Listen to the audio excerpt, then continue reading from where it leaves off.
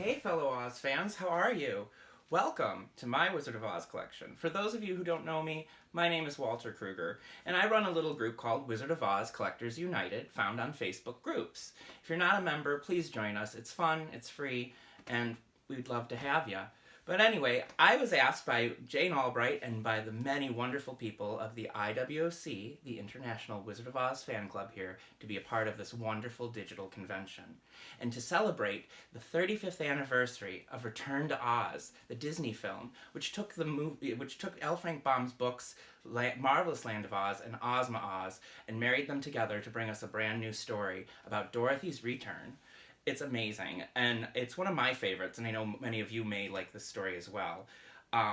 There was so much wonderful merchandising that came out to promote and to also celebrate this film.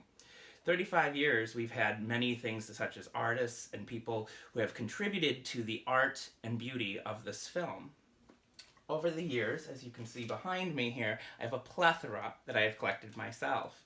And right now, this evening, I'm going to share with you a lot of this. And give you kind of a brief history in it. And I think that'll be fun. And something you really don't see. A lot of people talk more on the book aspect or more on the MGM aspect, but rarely do we ever hear about the things in between. And so 35 years of this wonderful film seems like a great time to celebrate that and to start talking about it. So, let's begin.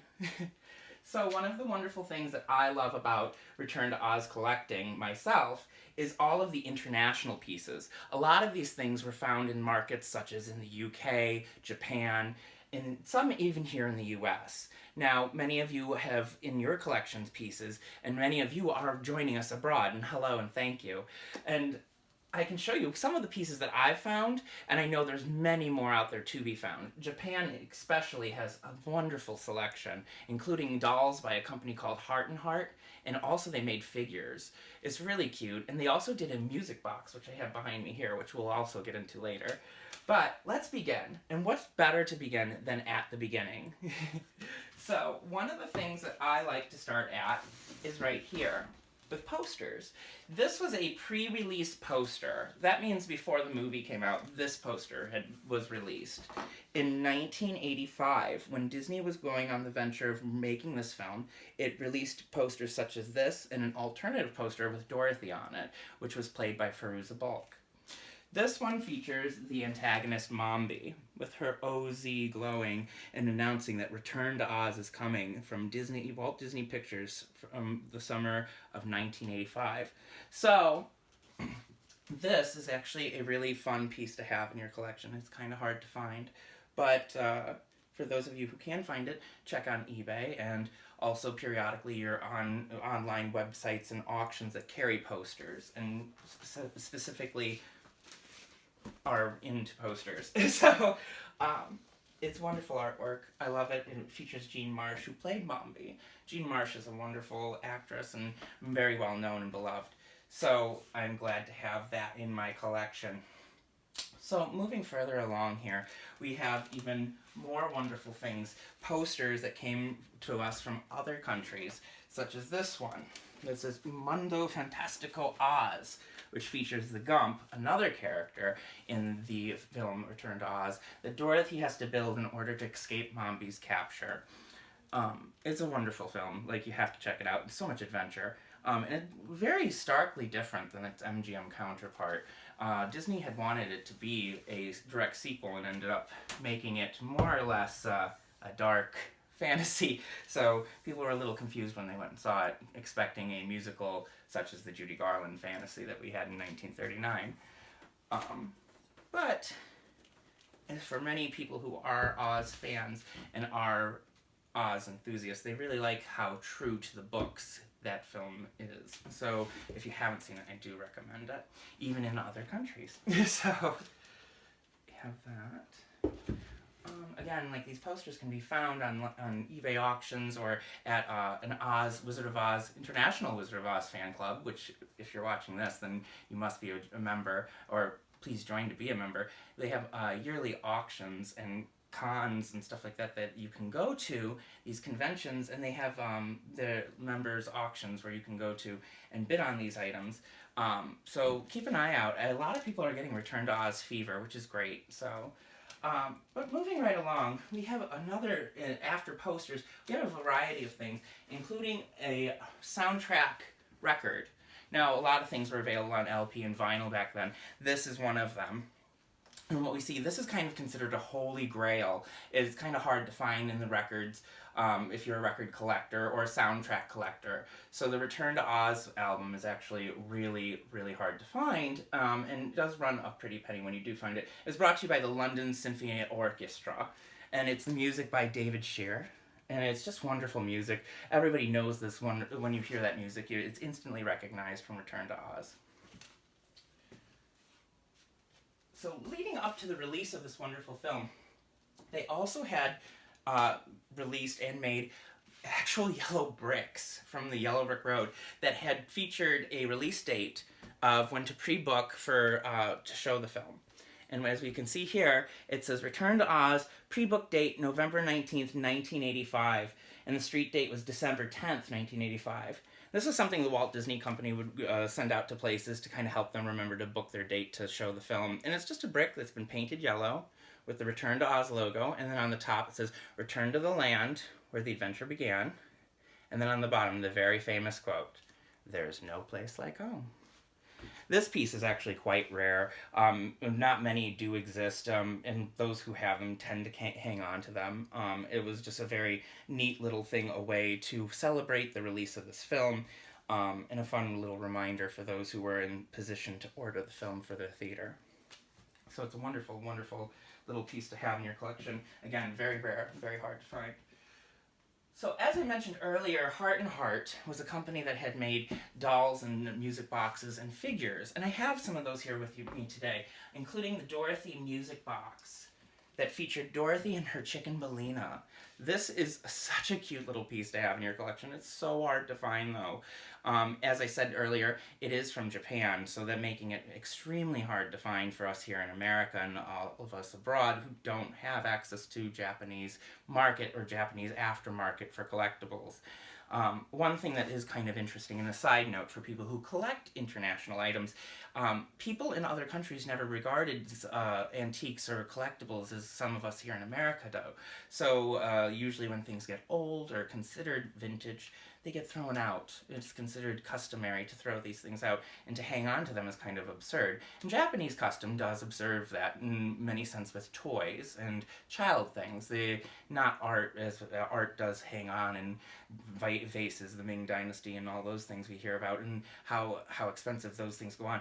Those things are well regarded within them. But toys and things, they fall by the wayside, especially toys from the 80s. Nobody would have thought that these things would be worth money, and because of that fact, it makes them worth a lot of money, because people threw them out, and the ones that survived are hard to find. And so, as you can see here, this one's really cute, and when she's wound up, she actually plays Over the Rainbow. Not a song from Return to Oz, but a song from the MGM film. So that's kind of interesting, and definitely maybe one of the reasons why we didn't see this in America, because I don't think that would have flown very well because of copyright issues. But we do have a very fun memento here if you are able to find her abroad. So we have that. She's a wonderful piece. Also abroad pieces within that line. Heart and Heart, as I said, made figures, and these figures were really cute. And they're also, like I said, only available in Japan at the Disneyland Tokyo. And Disneyland Tokyo, for many of us, is just a faraway place, just as far as the Land of Oz. And this is what you could get as mementos if you were there the summer of '85 and part of that wonderful celebration. This is the Scarecrow. He's so cute. And then we have another character that a lot of us Oz fans and Bomb fans will recognize instantly, Jack Pumpkinhead. He's wonderful, and he was brought to life in this film in such a magnificent way, and just as how we've always envisioned him from the illustrations that were brought to us so long ago. So he's really cute. And these figures are very expensive when you find them. They range over several $100s each, just because of their rarity and their dual collectability. Dual collectability means that it is available to multiple people would want to buy this. So, like, let's say you have Wizard of Oz collectors who would want to buy this. You have bomb enthusiasts that would want to buy this. And not to mention Disney enthusiasts. Because this was a Disney film, there are people that collect nothing but Disney. And this would fall in the Disney collector world as obscure Disney. Because Return to Oz was kind of a flash in the pan for Disney. So for us, it's something that we really know about and hold regard, but for Disney people, it's just another page in their book. So for them, collectibles are even harder and more valuable to find from this great film. So I love these. These are great. So that's Scarecrow and Jack, and I also have the other two in my collection here. And I must say, these are probably the two of my more favorite, and I hope some of yours too.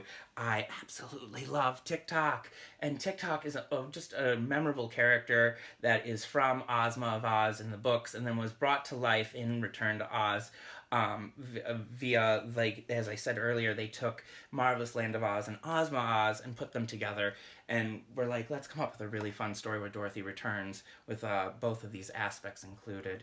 And we saw, like, Langwidere ultimately become Mombi as it goes on. And like I said, you gotta see the movie if you haven't. So, and then we have the Tin Man. So Heart and Heart did a really great job of capturing that spirit from the film and also from the illustrations from those books. So they did such a great job. And again, I absolutely love them. So again, only available in Disneyland in Tokyo, and that's so sad because they're such wonderful pieces. So, okay. Well, also moving along here, I have more international pieces to share with you, of course. So, also, from the UK, you were able to find from Falcon Puzzle Company a 125-piece puzzle that featured art that was really cool. And this art features their landing on the Gnome King Mountain. And so it's kind of a fun puzzle to have in your collection that you can find through the UK and searching on UK eBay. These are my little collector's tips, so you can take them and do what you will. And I hope they do serve you well. And here you can see that as I, with much perseverance and persistence and searching, I was able to find this one. And then also their second one, which is really fun. There is a third one too, which has the Gnome King. But then the third one here shows the start of their journey prior to landing on the Gnome King's mountain. So we have that as well. And then, as I mentioned, the third one was the Gnome King, and it's this huge rock formation of him and them all running from him. And it's also a Falcon puzzle that can also be found within this series. So there's that. These are among some of my favorites. I love international toys just because of the fact that they're just so hard to find here in America. And when you find them, it's like seeing something like you've never seen before. So another fun thing that they had released also in Tokyo, Japan, were pins. You could get Return to Oz badges, and these were really fun. We have Tick-Tock again. And then we have them flying away in the Gump, which is really fun. These are also very highly collectible, so finding these are also one thing you should add to your collection when you do find them. We have Jack Pumpkinhead. Again, the Gump head. As many of you notice, we're being watched here by Mr. Gump, so we'll talk highly of him right now. The wonderful Mr. Gump. So, and then we also have the Scarecrow of Oz with his crown. So this is really fun. These are great. They're made of like a thin plastic with a safety pin on the back. And those of you who are looking to add these to your collection, a way to identify them is that on the back they're all marked with a copyright by the Walt Disney Productions. So look for that if you guys are collecting them. So there you go. Again, these things are also, I find a lot of things on eBay and also club conventions and auctions. Also just networking with other collectors. You find a lot of wonderful things as well. So I'm pretty sure many of you are watching and saying, what is that cute doll that's laying on the table over there? This cute little doll was made by Zaff's Creations, which is a German doll company that's a very notable company that I would have to say is fantastic in creating dolls that children will love. And they're German based. And during '85, they made a doll that highly represented Fairuza Balk as Dorothy from Return to Oz. And how you can tell that she's the Fairuza Balk doll is because the color of her eyes. It was the only time that they had ever used this aqua color for a doll. And it does match Fairuza's eyes, which is really fun. And she has her little dress, which is an exact little replica of the one from the film. She's just really cute.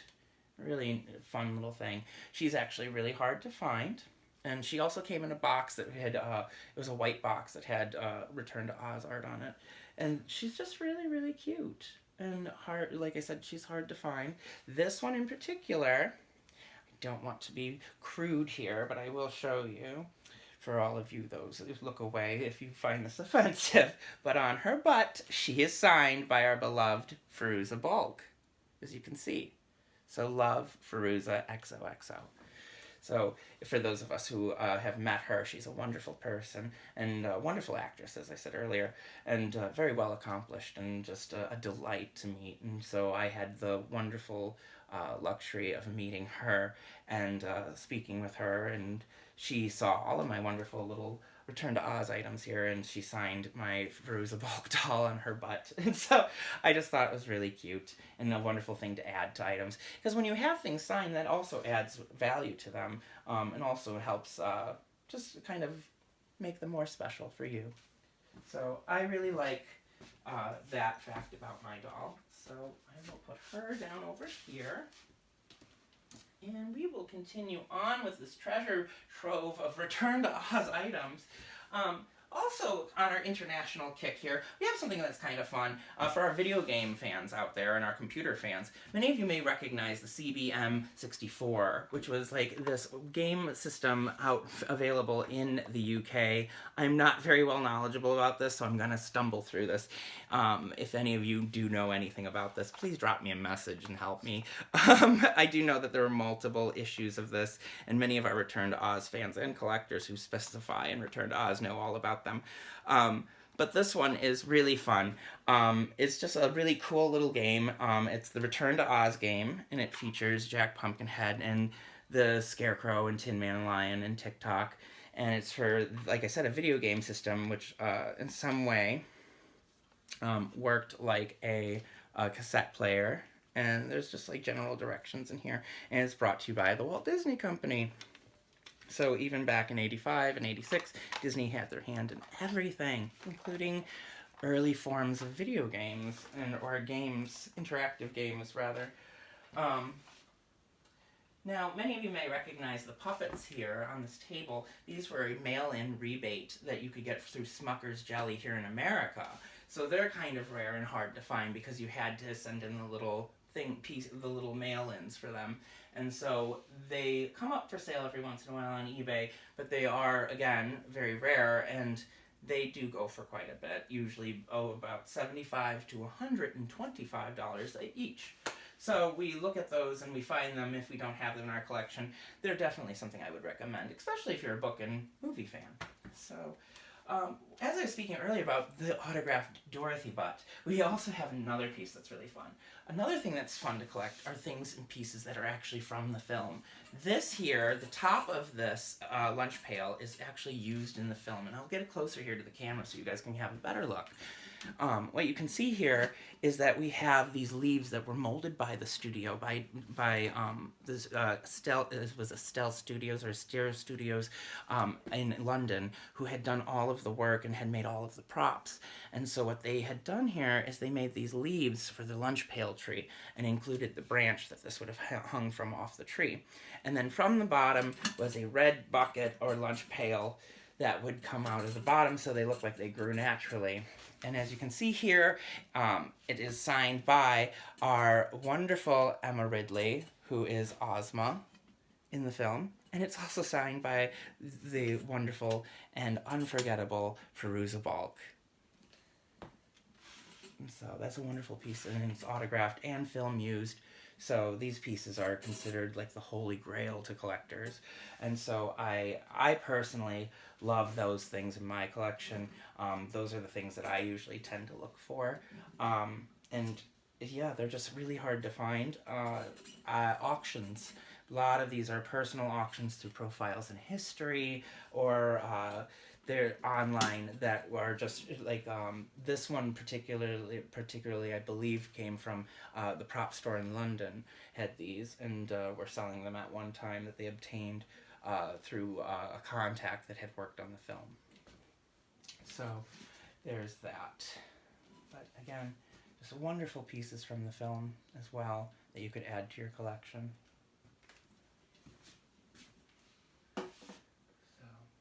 One thing that's really fun to talk about is artist-made pieces, things that people have made to us, because what does this world need more of? Return to Oz, of course, and we don't have many pieces except for the things that came out initially that I've gone through here with you. But like I said, the artist pieces that they make are amazing because they come out from the hands of the collector and the person who loved the film and took the time to create it. And then we have like things that were mass manufactured and things like that. But for me personally, I do love the art pieces. And one of the art pieces I have here that I want to share is a doll maker had made this for a fellow Wizard of Oz and Return to Oz fan, and I purchased it from them. It was this Return to Oz inspired lion, and as you can see, he looks just like the lion from the film. And he's so cute, he just fits in my hand like that. So he's just adorable, and many of you love that style because he's a more throwback to the book rather than being a MGM lion that stands on 2 feet, and now he stands on all 4. So he's more of a proper lion. So he's fun. He's made out of a fleece, and something like this you can find through artists on Etsy, or you can find doll makers who make things like this. And can bring your visions of what you like for Return to Oz to life that may be lacking in the market itself. It's always fun to have one-of-a-kind art pieces in your collection, and so that's something that I truly enjoy myself. And that includes these wonderful ruby slippers that are inside this case here. I know many of you are probably looking at that and saying, what about those? These are exact replicas that were made by ruby slipper artist Randy Struthers. And he did only a few pair to celebrate Return to Oz. And they are made to the same specifications that Fairuza Balk's shoes were made for the film, using grosgrain ribbon for the bow, a giant ruby gem in the center, and then covered in Swarovski crystals that are special with a tiny little hole in the middle of them. And they're just a wonderful little thing to have. Again, they are replicas, but they look just like the ones from the film. And we know our people out here, our collectors, our fellow collectors, love their replica ruby slippers. So we have that. Yeah, like moving along here, I'm just tracking through this for you guys. We have even more things. We have stuff like this. This is actually a watch that was never released. So I'm going to show you guys something that was never made, never released. This is a Return to Oz concept watch, and on the watch it features Dorothy with little tick-tock. Isn't that amazing? I love that. And again, this is just a prototype piece that was concepted and then put together and then sent out for approval and then ultimately was rejected. So I do have that in my collection. It is a one-of-a-kind piece, and probably extremely rare to a Return to Oz collector or also a Disney collector. So it's kind of fun. I love that piece. Yep, there's that. And as I said, the promotional pieces that came out, the company who had done the film had made many pieces that they had given their cast as mementos for the people who worked on the film, and then ultimately, many years later, had kept the molds for those pieces and made replicas and sold them to fans. These would be those replicas. And what we see here is we have the Semper Honor badge of the Royal Army of Oz. This was featured on the actual tick-tock in the film. So as you can see, this would go on tick-tock's lapel in the film of his big round barrel, rounded body, beach ball, Copper Beach Ball, we'll call him. I ever loved Copper Beach Ball. But it is a wonderful little badge, and as you can see there, it was all molded and studio made, and this is something that years later they went back and had kept their molds and made a few more and sold them to the fans. But that was not only exclusive to also making a full-on little TikTok that you could purchase, and he's so cute. These were also gifts given to the cast at Film's Wrap, so they're kind of fun. And then we also have the infamous, as many of you know, OZ Key.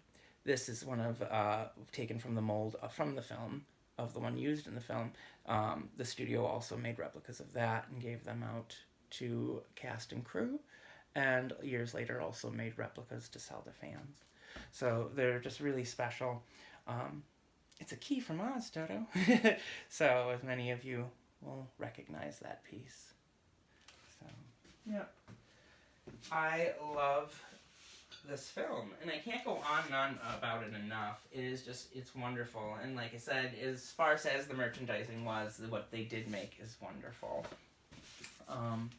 What I could show you some more is, like, when the dawn of home video came, it hit all over the world. I know you guys can't see me, I'm off the camera, but I'm here. Hi, I'm back. So, one of the fun things they had done is VHS. And VHS brought home movies about, and in so many countries, we had the release of Return to Oz.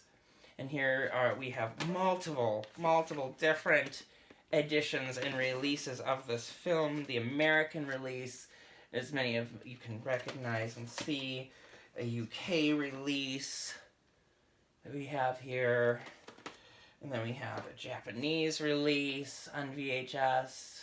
It's really fun. Another UK release, just a different kind.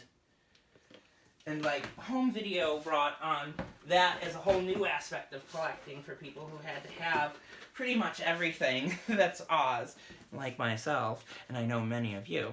We have another Japanese release, and then we have another American VHS. Like, they were just wonderful features of their artwork for this wonderful film. And then re-releases that came years later. Anchor Bay had obtained the rights and had re-released it on VHS and DVD at that time. Yeah. There's a tiny video release here, which I'm not entirely sure what, for a little tiny, tiny one. So that's kind of fun. And the various DVDs that came out for Return to Oz as well. They're like, it could go on and on and on. We had featurettes from Disney, Comedy and Magic Review, that had talked about the early release of Return to Oz within it. You could rent these and watch them. It would tell you about the new movies coming out. And so, yeah, there's that. Then they did a board game, which is really fun. I love the Return to Oz board game. This board game was brought to us by Golden Books, and Golden Books had created this for the film's release, and with Walt Disney Pictures as well. And it was kind of like a memory match game, where you would spin, and you could go 1 or 2 spaces, and you got these little tokens that had all the characters, and they went on the OZs. It was just kind of a fun game. So, yes. It says here on the back, Dorothy's back in the land of Oz and needs your help. The evil Gnome King has changed Dorothy's friends, Jack, Tick-Tock, Gump, and the Scarecrow, into ornaments. And you must help Dorothy search the Gnome King's ornament room, using memory skills and a bit of luck to guess which ornaments are her lost friends. Say the word Oz to break the spell, but beware, one wrong guess and you will face the evil Gnome King. Kind of fun. How many of you go into antique stores when you're looking for Wizard of Oz stuff, and if you see a green item in the store, you're just tempted to touch it and say Oz? I know many of us, I'm guilty of it. So, it's kind of fun. Fun little game you can play. So, yeah. I know I can also talk about some other little fun items here that I would love to share with you guys. As I said, the when the film came out, they released many like books and cassettes, so you could get it on cassette, you could get it on record. They just released it in so many different formats, as Disney likes to do with a lot of their releases. We get another read-along adventure book, similar to the record one. We have that. And also, kind of segueing into books, we have many international Return to Oz books that celebrated the film's release, including this wonderful one that had an animated version where they talk about Dorothy's adventure in Return to Oz with the Gump and the headless Mombi. And we see her escaping with her friends and them crashing and her fight with TikTok and the Gnome King.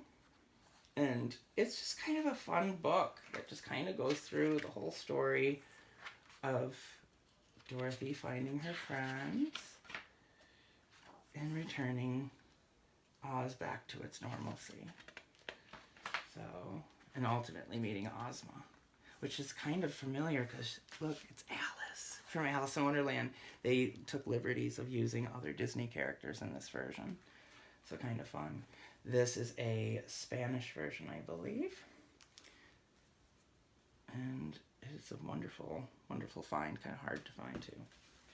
And we have an American version of a similar storybook, but using actual photos from the film. This one was a little more broadly available. So we have that. Yeah. But aside from storybooks, they also did puzzles. They did these wonderful tray puzzles that featured scenes from the movie.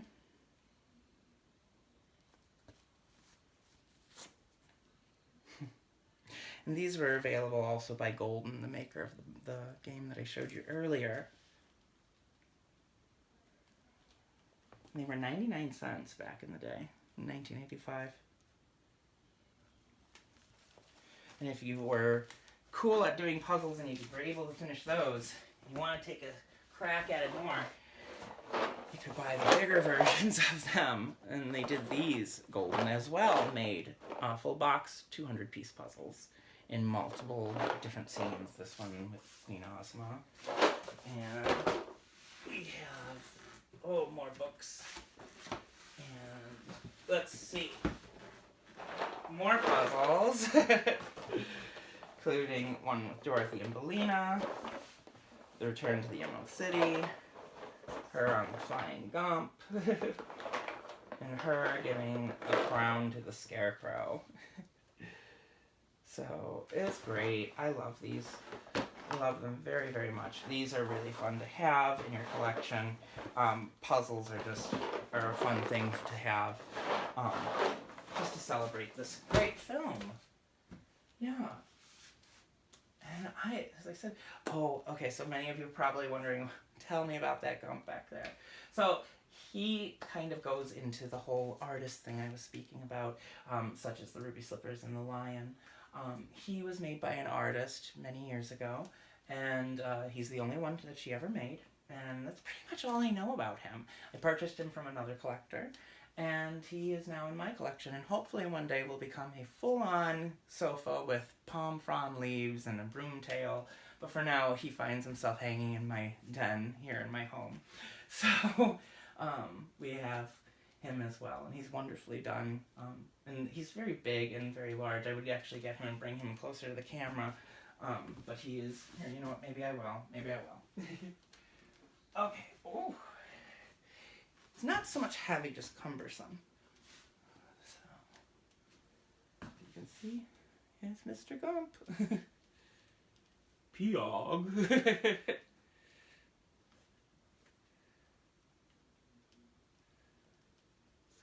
He's wonderful detail on the eyes and those antlers. And they're just posable too. His little mouth is posable. He's got all his teeth in there, Gump teeth. And he's mounted on a board that you could hang him on the wall. So just a really fun art, one-of-a-kind art piece that somebody really took their time in making him, so he was all to the specifications of the film. It's just a wonderful piece I love having in my collection. So I will put Mr. Gump back, and we will be leaving you guys off here soon, and more exciting things will be coming to you from this wonderful digital convention here on our wonderful group. And thank you so much for joining me. Again, I just am a big fan of this film, and I know many of you are, and I'm so glad to have talked with all of you about one of my passions of Return to Oz and collecting its wonderful items. And thank you for joining me this evening. I wish you guys a wonderful digital convention, and please stay safe. And remember, when you go out, to always safety first. Until next time, Ozians, hopefully we'll see each other at a convention where we won't have to wear these masks, and we'll be able to interact and go back to our normal way of Ozian life. Until next time, take care.